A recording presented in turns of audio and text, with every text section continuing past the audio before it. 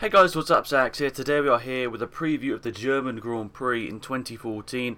Hopefully you guys don't mind too much about the gameplay in the background not being from Hockenheim. I've been playing a huge amount of iRacing recently and it hasn't got Hockenheim on there, so I'm just playing a bit of or racing the Formula 1 car around Watkins Glen. Hopefully you enjoy it. I think it was a lot of fun and hopefully you enjoy that gameplay in the background. Anyway, I've got a couple of points down here to talk about, and the first one obviously is the championship lead. After the British Grand Prix, Hamilton closed the gap right up to Rosberg. He's only 4 points behind Rosberg now, and obviously that was Rosberg's first retirement of the season. So for Rosberg, it's a big blow. But then when you think about it, Hamilton's already had 2 retirements. Rosberg's only had 1. So if you look at it, Hamilton has had a better season in terms of race results. He's only 4 points behind with 1 more retirement. So you can sort of tell he's had the speed this season, but he's just been a little bit unlucky.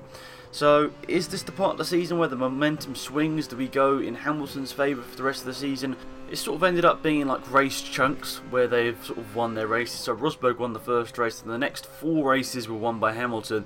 Then the next 3 races, Rosberg either won or came second, and then the last race Hamilton won. So I'm sort of thinking this is sort of the start of Hamilton's maybe 1 or 2 wins in a row, but I'm not too sure whether I really should read anything to that whatsoever. I'm just sort of thinking about it. They sort of, when the momentum swings, it sort of swings for them for a couple of races, then they have a bad race result, swings in the other person's favour. So I'm interested to see what happens in Hockenheim, because honestly, it's a track that's got some, big straights. So in my opinion, I think that really this could be a track that Williams could do quite well at.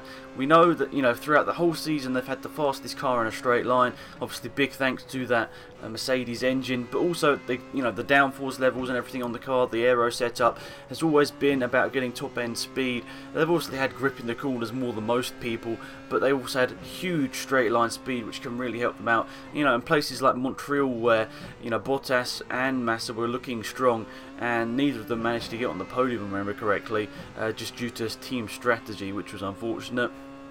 So, in my opinion, Williams could be very close to, I think in terms of qualifying pace, Williams are a lot closer to Mercedes, but in race pace, it's kind of hard to tell, because in Austria, obviously, Williams were quite close in race pace and qualifying pace, but Williams have been up there in qualifying and then sometimes died away in the race a little bit. So I hope that doesn't happen, because honestly I want to see Williams get a win by the end of the year, but it's just sort of unlikely. I mean, their one chance to win a race, Montreal, when Mercedes had problems with both cars, they didn't really capitalise on that situation, which, unfortunate for them, meant that the win that eluded them for the whole season so far went to Red Bull, which were a bit of an unlikely suspect of that part of the season, because they really didn't have the fastest car.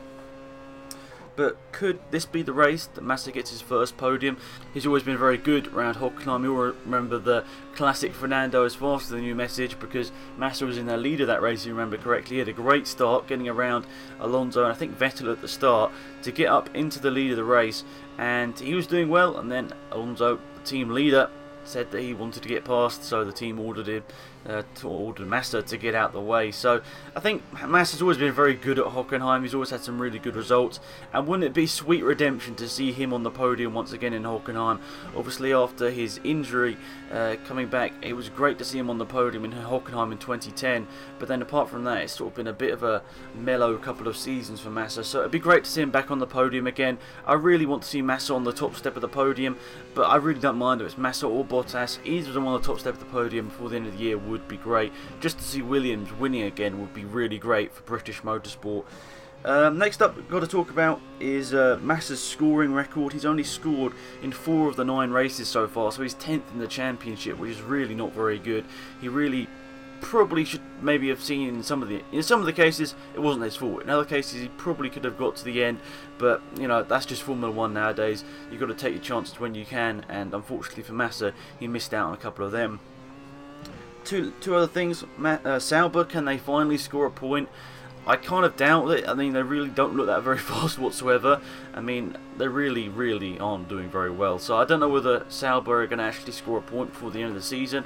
If they don't score a point, it's embarrassing for them. If they do end up scoring points, it doesn't really matter too much, because they're not really going to be chasing anyone in the championship. And you can see there's my crash that ended my test session.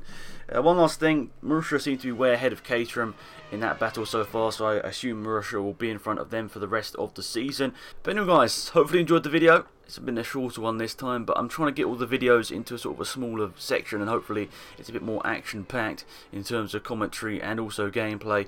So that's it, guys. Hopefully you enjoyed the video. Until next time, it's been Axe, I'm out here. Goodbye.